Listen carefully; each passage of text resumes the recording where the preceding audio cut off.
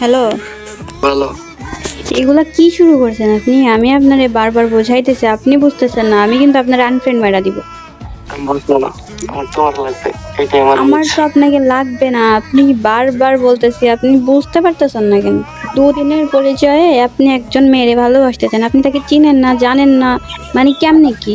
আপনি জানেন যে আমি কি করি, বা আমার তো কখনো দেখেনও নাই আপনি।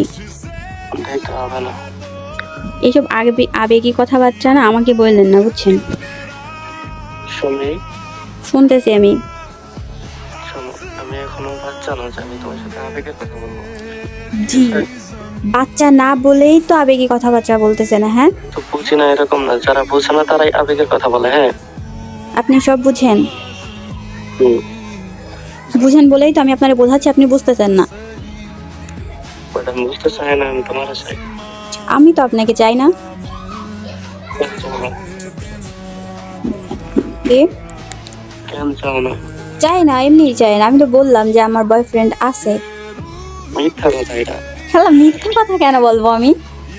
जिस्म ही मेरा